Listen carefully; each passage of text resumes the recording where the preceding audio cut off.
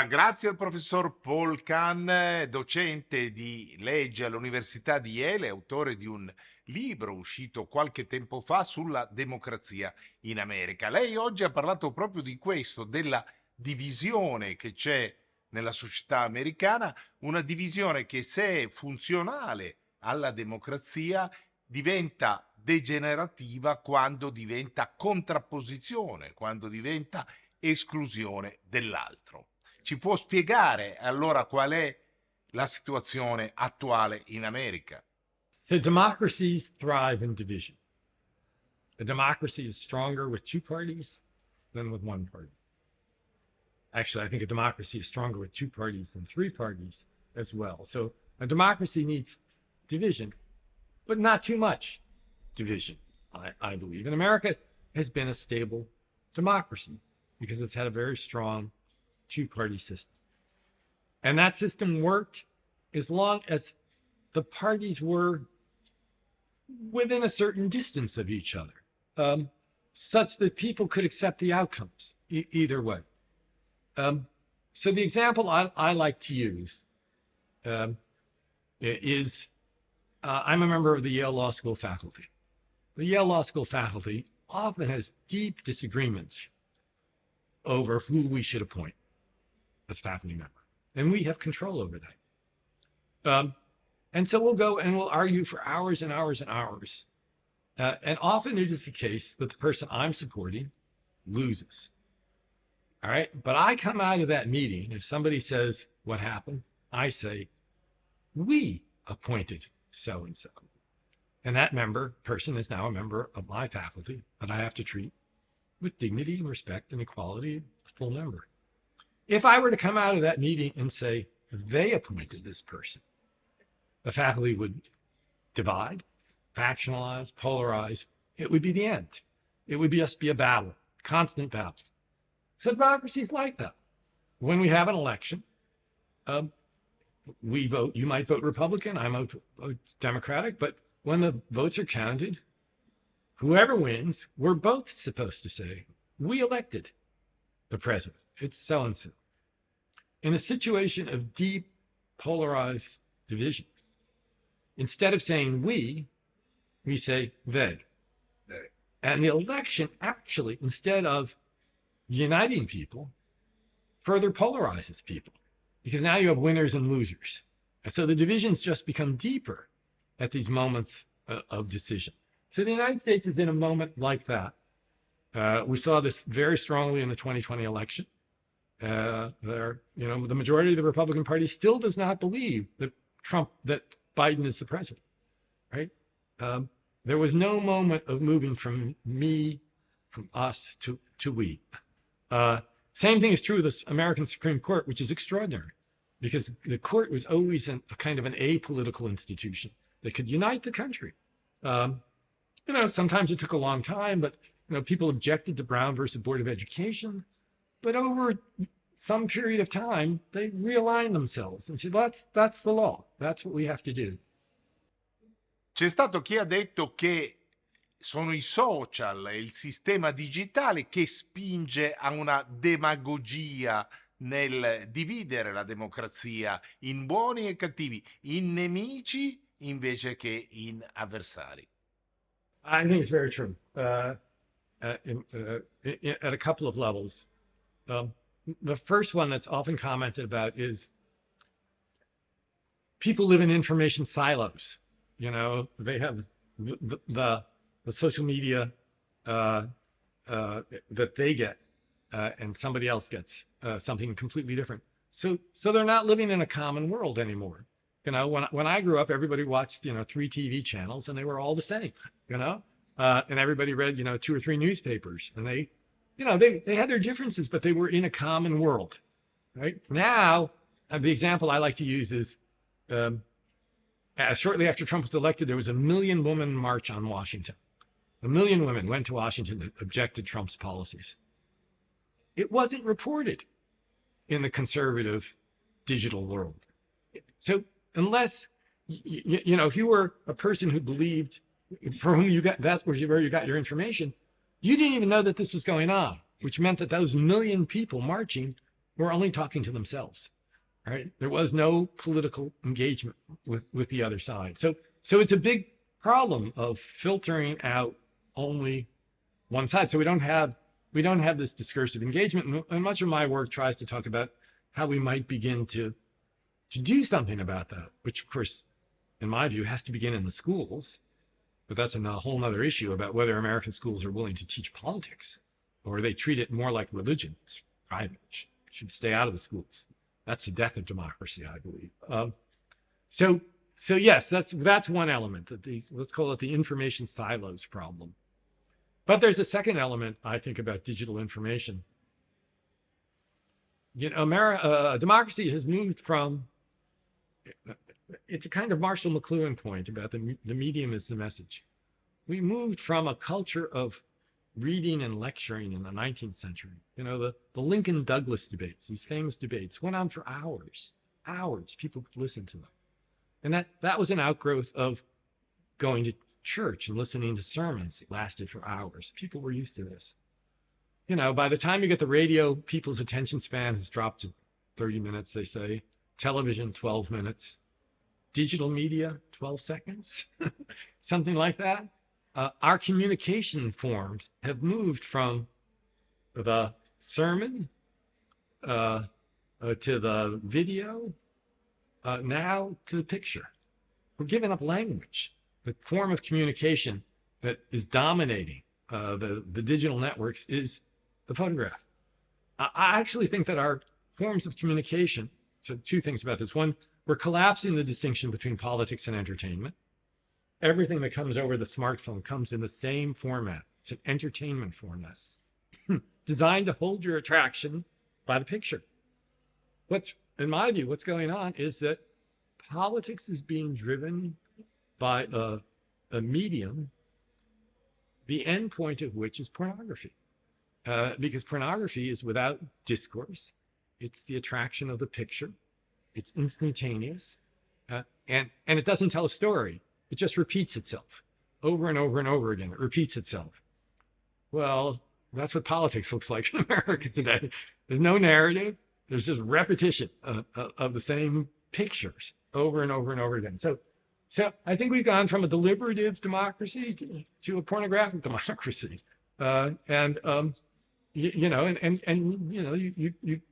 This has tremendous effects. It has effects on who will enter politics. People don't want to literally dirty themselves with politics. Who will participate? What do they expect? How do they react? I mean, you know, I wrote this book about small town governance, and small town governance used to be the community coming together and talking. Now people come, you know, not sure there's not going to be violence. You know, there's a policeman stationed there. There's outbreaks, there's threats, demonstrations. So most people's reaction to this is, the hell with it. I'm not going to get complete La domanda delle information black domande hole. è come ricostruiamo un terreno And I comune, ask my students, come lei sottolineava, come and these are facciamo a bright far students, tornare you i know, cittadini and a quel they livello finish di college, they're partecipazione educated. sociale I say, che poi dà il tell me who senso, your motiva la local democrazia representative is. nel suo aspetto And they'd migliore. say, civil society is not going to spontaneously regenerate itself. So it becomes the responsibility of government to create the conditions under which democracy can flourish. And that means to me two things. One is we have to rethink education. How do we teach this? I think, for example, I'm a great fan of a universal year of service. I think, you know, kids graduate from high school, they should be sent off to do things together for the community. Civil service. Civil service, yes. I mean, if one wants to volunteer for the military, okay. But everybody should have to commit themselves to a year of civil service.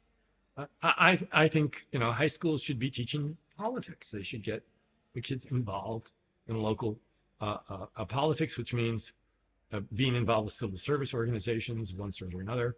I think the government has to figure out ways to support local press, local media, because there's just a complete information black hole about. And I ask my students, and these are bright students, you know, and they finish college, they're educated. I say, tell me who your local representative is, and they'd say Congressman so and so. And I say, no, not your representative in Washington, but who's your representative in the state house? No one knows. No one knows. They don't know their state senator. They know the state senator in Washington, but they don't know. So my wife was the mayor of our little town for 12 years. And at one point when I was writing the book, I went around to young people, not young people, like 20s, 30s. Said, who's the mayor? They didn't know. So, and why would they know? There's no local newspaper. There's no local radio. There's, you know, they turn on the media and they get Washington news. They don't get local news. So we have to, and I don't think we can reconstitute democracy or democratic political character of individuals at the national level. I think the national government's responsibility is to provide the security for local enterprises to teach political virtues, to create political character. But we have to rethink a lot of things. We have to think about so I think local government should be rethought as not, its primary function isn't governance. Governance has become much too complicated. Its primary function is pedagogical. It's teaching, it's involvement, it's engaging. And so we have to restructure that to make it easy for people to engage, you know? So we have to rethink what are the sites at which citizens can learn or vote. I would say, what are the sites at which voters can learn to be citizens? It's not going to be done anymore by the churches. You know, the churches have virtually no presence in most of America. And it's not going to be done by, you know, local civil society organizations, which are, you know, mostly filled with people 65 and older. But we have to figure out ways to revitalize all of this. Because I don't think you learn politics. You don't become a virtuous citizen by reading a book. You learn it by doing it. And so we have to engage people. And of course, you know, it's a very difficult thing because as national politics becomes more bitter and polarized, people's reaction will be to turn away. You know, I don't need this in my life. Ecco, che cosa pensa, venendo all'attualità, della decisione che hanno preso i democratici di spingere Joe Biden al ritiro e portare invece la candidatura di Kamala Harris, che ha ricevuto in queste ore l'investitura finale alla convention di Chicago, alla sfida contro Trump? So I was long of the view that Biden should not run. For the same reasons as everyone else. I actually personally thought Biden was an excellent president, but I thought he was way too old to campaign, way too old. And as soon as he tried, it was clear to everyone that he just could not do this. And he waited too long, but it was just a very, very bad idea, particularly in a campaign that was going to very much need young voters. And he was the absolutely wrong candidate if you're targeting young voters. I was I didn't know what the procedure should be. It wasn't clear to me for a long time that Kamala Harris would be a good candidate because she was not a good candidate in 2020. And that I thought was a problem. How do we get rid of Biden but not have Harris? And that led people to talk about an open convention and, you know, short primaries. So I personally believe there's a lot of talent of that age group in the Democratic Party. There were a lot of options. But I was very impressed by the way the party quickly made the move, made the decision. It made me, you know, pay attention to think, well, the Democratic Party can actually do something. You know, it could get itself together, organize itself, and do something. I think Nancy Pelosi was extremely important in all of this. So I think they went from what was going to be a disaster for them, not just in the presidency, but in Congress as well. And it was going to be a disaster. To now, you know, I think, you know, if you had to ask me, my guess is they're going to win, but it's going to be close. I don't know what's going to happen between now and then, but we're in a completely different world than we were 2 or 3 weeks ago. And she's proven to be a very smart political operative. And the other things that I think, at least so far, we have not seen, and this too makes me feel good about America. We haven't seen an issue of her being a woman or a black person. It's like these are last millennium issues. You know, we're done with that. We're not worried about that anymore. And I think that should make the Democrats pretty happy as well, unless of course she loses. Faccio sempre quest'ultima domanda ai miei intervistati. Ecco, quale aggettivo sceglierebbe per qualificare il meeting di Rimini? Most of all, this meeting strikes me as very similar to a small town. It has the same quality of being run by volunteers, people engaged enthusiastically, people taking up responsibility. And responsibility is a funny word because responsibility always comes with authority. You know, you take responsibility when you see authority. So I think of this as a successful small town.